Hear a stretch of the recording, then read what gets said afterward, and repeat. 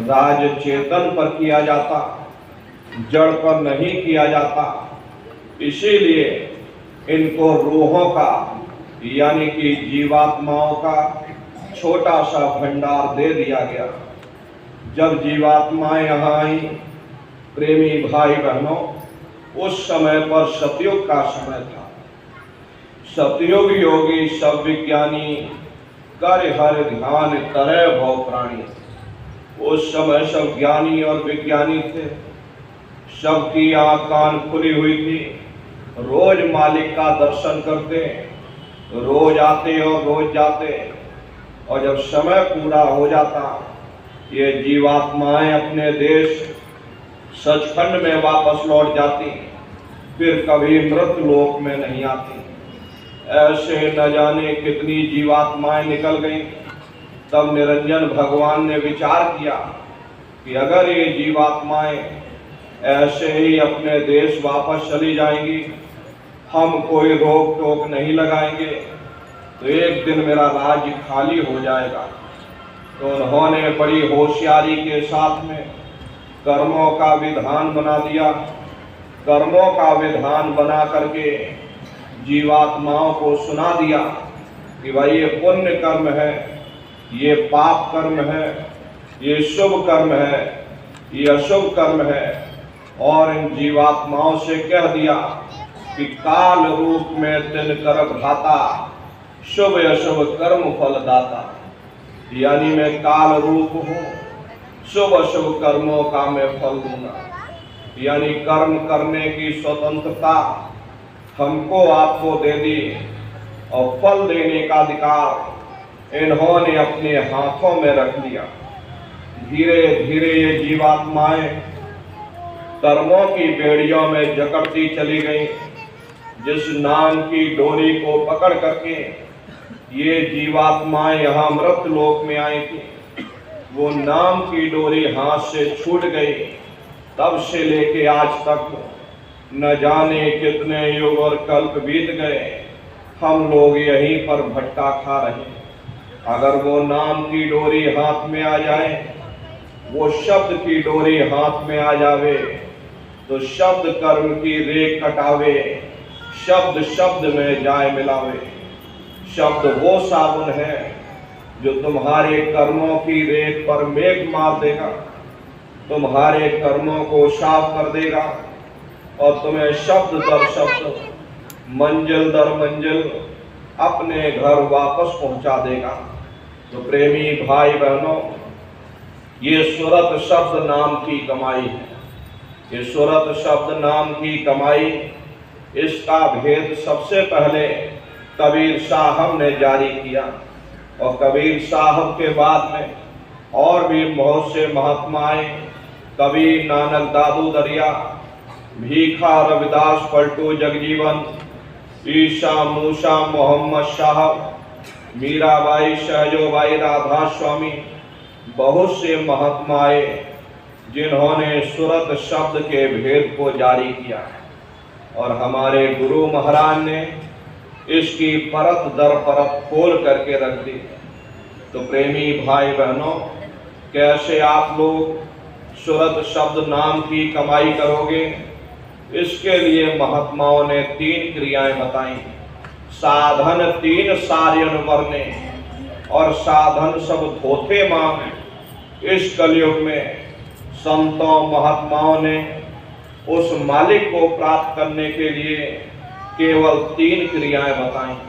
पहला है सुमरन, दूसरा है ध्यान और तीसरा है भजन।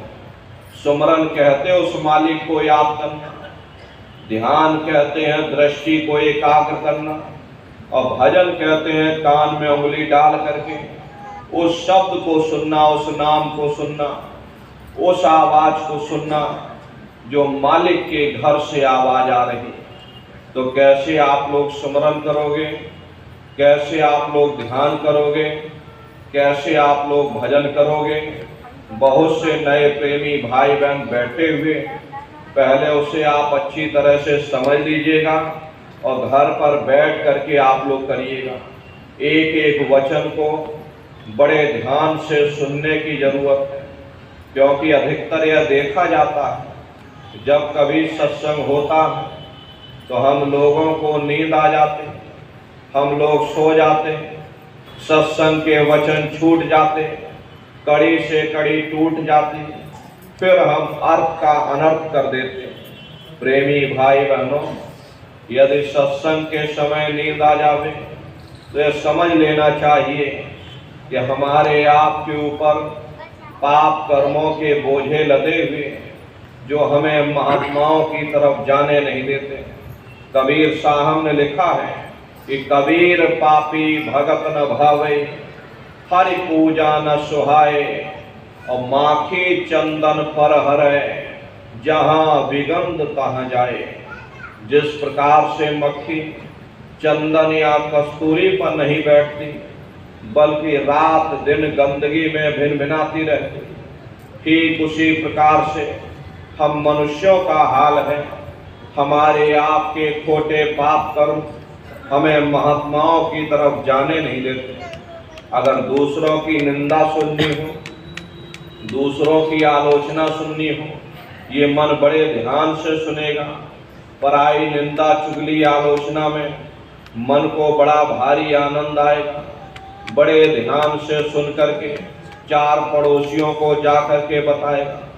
लेकिन यदि परमार्थी चर्चा की जाएगी तो इस मन को नींद आ जाएगी। तो प्रेमी भाई बहनों, ऐसी गलती आप लोग मत करना। एक एक वचन को चेत करके सुनने की जरूरत है और उस पर अमल करने की जरूरत है। यदि आपने अमल ना किया तो ना हमारे सुनाने का कोई फायदा, ना आपके सुनने का कोई फायदा। ये समय हमारा भी व्यर्थ, आप भी किराया भाड़ा खर्च करके आपका भी समय व्यर्थ चला जाए। इसलिए प्रेमी भाई बहनों, जो भी वचन वाणी आपको सुनाई जाए, एक एक वचन को ध्यान से सुनिएगा और उस पर अमल करिएगा। एक सेठ जी थे, सेठ जी का रोज का काम था। रोज सेठ जी सत्संग सुनने जाते थे, रोज आते और रोज जाते, रोज आते और रोज जाते। उनका यही का काम था। रोज सवेरे उठ जाते थे, हाथ मुंह धोकर सत्संग सुनने चले जाते थे और फिर शाम को अपने घर वापस आ जाते। एक दिन उनके लड़के ने कहा कि पिताजी, आप रोज सत्संग सुनने जाते हो, आज आप दुकान पर बैठ जाओ, आज मैं महात्मा जी का सत्संग सुनने जाऊंगा। पिताजी बोले, अच्छा ठीक है बच्चा, आज तुम सत्संग सुनने चले जाओ, हम तो 40 साल से सत्संग सुन ही रहे, आज तुम चले जाओ। लड़का गया सत्संग सुनने। अब महात्मा जी सत्संग सुना रहे थे कि भाई सब जीवों पर दया करो, सब रूहों पर दया करो, हर एक जीव के अंदर परमात्मा है, इसलिए सब पर दया करो, सब पर रहम करो। अब लड़का सत्संग सुन करके घर वापस आ गया, आकर अपनी दुकान पर बैठ गया तो सामने से गाय आ गई और गाय दुकान से आटा खाने लगी। और लड़का चुपचाप बैठा गाय को देख रहा, उसे भगा नहीं रहा और चुपचाप बैठा हुआ गाय को देख रहा। गाय उसकी दुकान से आटा खा रही। तब तक उसके पिता ने देखा कि मेरा लड़का दुकान पर बैठा है, ये गैया दुकान से आटा खाए जा रही और लड़का मेरा चुपचाप बैठा हुआ, उसे भगा नहीं रहा। पिता को क्रोध आ गया, वहीं से आवाज लगा दी कि अरे ओ आँख के अंधे, तुझे दिखाई नहीं देता है, गाय दुकान से आटा खा रही। लड़का बोला, अरे पिताजी खा लेने दो, ये कितना आटा खाएगी, हमारी दुकान में इतना आटा भरा हुआ, इतना रुपया पैसा गल्ले में भरा पड़ा, इतना ब्याज फलानी जगह से आ रहा, अगर ये गाय किलो 2 किलो आटा खा लेगी तो इसमें हमारा क्या बिगड़ जाए। पिता आश्चर्य में पड़ गए, बोले बेटा ये बता तेरे अंदर ये विचार आए कहाँ से। तो लड़का बोला, मैं कल महात्मा जी का सत्संग सुन के आया। महात्मा जी सत्संग में सुना रहे थे कि भाई सब जीवों पर दया करो, सब रूहों पर दया करो, हर एक जीव के अंदर वो जीवात्मा बैठी हुई जीवात्मा परमात्मा का अंश है, यानी स्वयं परमात्मा घट घट में बैठा, इसलिए सब पर दया करो, सब पर रहम करो। पिताजी बोले, अरे बेटा तू मुझको देख, 40 साल हो गए सत्संग सुनते सुनते, रोज सत्संग सुनने जाता हूँ, लेकिन सत्संग की बातों को कभी अपनी दुकान पर लेकर नहीं बैठता। एक कान से सुनता हूँ, दूसरे कान से वही निकाल देता, धोती झाड़ करके फिर घर वापस चला। प्रेमी भाई बहनों, यही हालत हम लोगों की। हम लोग सत्संग तो सुनते हैं, एक कान से सुनेंगे, दूसरे कान से निकाल देंगे, फिर दुनिया में जाकर और दुनिया के रंग में रंग जाएंगे। तो ऐसी गलती आप लोग मत करना। जो भी वचन वाणियां सुनाई जाएं, चेत करके एक एक वचन को बड़े ध्यान से सुनिएगा और उस पर अमल करिएगा। तो सुमरन, ध्यान और भजन, ये 3 क्रियाएं हैं।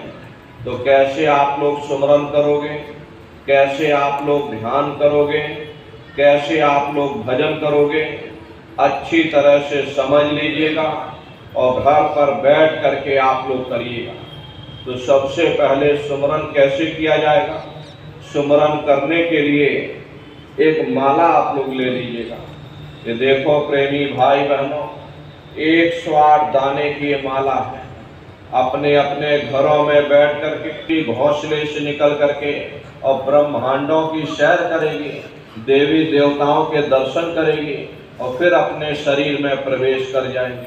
बड़ी भारी इसकी रफ्तार होती, पलक झपकते यह जीवात्मा खरबों योजन ऊपर चली जाती। हरे नर नारियों, ये ब्रह्मा विष्णु महादेव जिनकी सारी दुनिया पूजा करती है, आखिर ये हैं कौन? ये कहाँ पर रहते हैं? इनके माँ बाप कौन है? राम कौन है? कृष्ण कौन है? ये कहाँ पर रहते हैं? ईश्वर कौन है? ब्रह्म कौन है? पार ब्रह्म कौन है? इनका स्वरूप क्या है? ये कहाँ पर रहते हैं? जरा आप अच्छी तरह से समझ लीजिए। प्रेमी भाई बहनों, रचना और विस्तार तो इसका बहुत लंबा है। प्रेमी भाई बहनों, एक एक मंडल की अगर चर्चा यहाँ पर की जाए तो न जाने कितने वर्ष बीत जाएंगे, कुछ नहीं सुना पाएंगे। लेकिन प्रेमी भाई बहनों, जरा संक्षिप्त में आपको समझाया जाता है, वरना वहाँ का इतना बड़ा विस्तार है, इतनी वहाँ की व्याख्या की जाएगी फिर भी कम पड़ जाएगी। तो प्रेमी भाई बहनों, जब आप भजन करोगे और घंटे शंख की आवाज़ को सुनोगे तो उस आवाज़ में कशिश है, वो शब्द चुंबक है, वो आपको अपनी ओर खींचेगा। और जब खिंचाव होगा तो जीवात्मा का फैला हुआ प्रकाश 9 द्वारों से सिमट करके यहाँ 10वें द्वार पर एकाग्र हो जाएगा। और जैसे ही जीवात्मा का प्रकाश पूरे शरीर के चक्रों से सिमट कर यहाँ पर इकट्ठा हुआ, तुरंत वो शब्द जीवात्मा को खींच करके इस शरीर से अलग कर देगी। फिर यही जीवात्मा उसी घंटे शंख की आवाज़ को पकड़कर फिर ब्रह्मांडों की चढ़ाई करती है। बड़ी भारी इसकी रफ्तार होती है, पलक झपकते यह जीवात्मा खरबों योजन ऊपर चली जाती है। ये सूरज चांद सितारों को